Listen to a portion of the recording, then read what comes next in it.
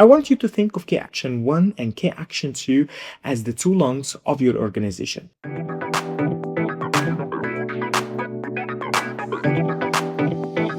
Welcome back to the Alfa Edu Blueprint. In our last episode, we solved your sector identity crisis. You now know if you are in adult education, vet, or school. But today we are going to be talking about the engine room. We're talking about the two primary ways you can actually get money from the European Commission. KA 1, the mobility, and KA 2, the cooperation. And we're going to be speaking about cooperation partnership because it's much bigger than this. In my 10 years in Erasmus trenches, I have seen a recurring mistake. Organizations choose one and ignore the other. Or worse, they try to jump into a complex KA 2 partnership before they have even mastered a simple KA on mobility. I mean, there is definitely no rule that says you cannot do this. However, it's better to get some experience in KA 1 in our opinion. I want you to think of the KA 1 and KA 2 as the two lungs of your organization. KA 1 brings in the oxygen. It's the cash flow, the staff training, and the learner's experience. KA 2 is the innovation. It's where you build the new tools, new curricula, and the new international systems.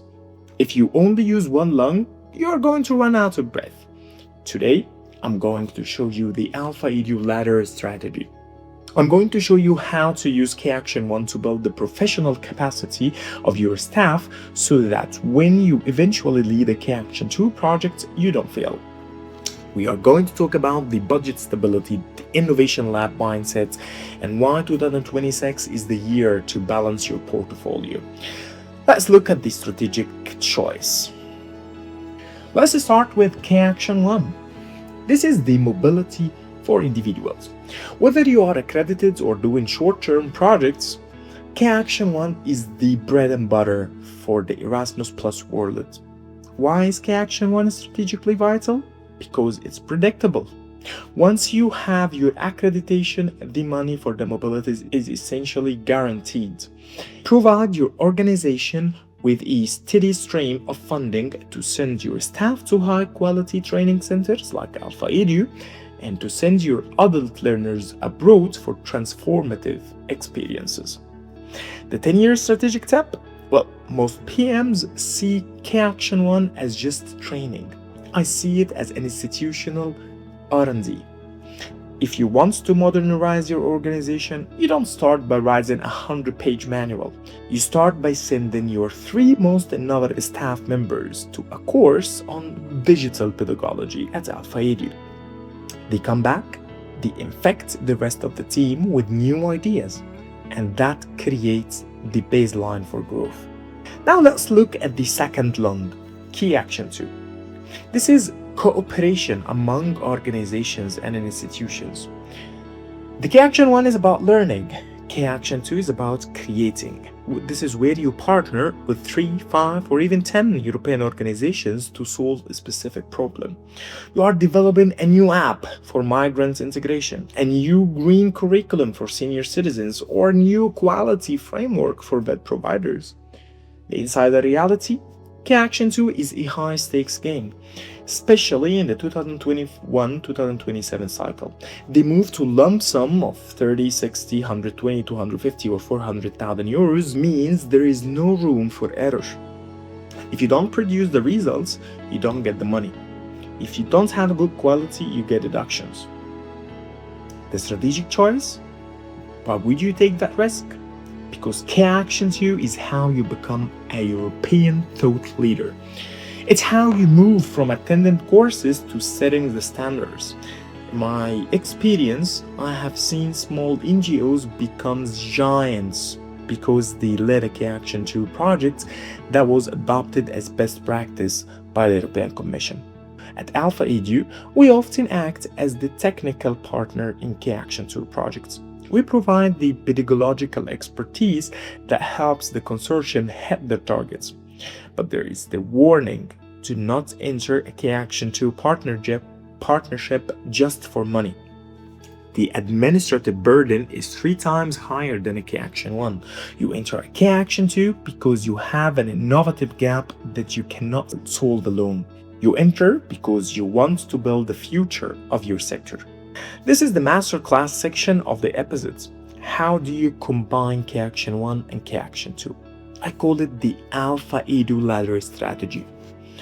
Many organizations fail at K-Action 2 because their staff doesn't know how to work internationally. You don't understand the Euro English. They don't know the quality standards, and they are overwhelmed by the beneficiary model. The step-by-step strategy is like this. Year 1 and 2, the foundation, use K-Action 1 exclusively. Send your key project managers to Alfa Edu for courses on project management and digital tools. Send your educators to see how other European countries work. Build your internal expert group. Year 3, do the pilot. Apply for a K-Action 210, which is a small-scale partnership. It's a lump sum of 30 or 60,000 euros, and use the staff you trained in year 1 to manage this. Year 4 and year 4 plus, the leap.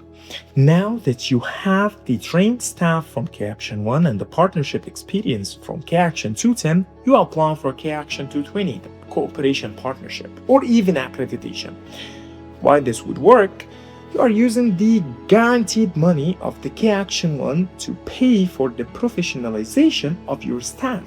You aren't using your own capital to train them. You are using the EU's mobility budget to prepare them for the EU's innovation budget. At Alfa Edu, we specialize in this year 1 and 2 training. We take your raw potential and we turn it into K-Action 2 ready experts.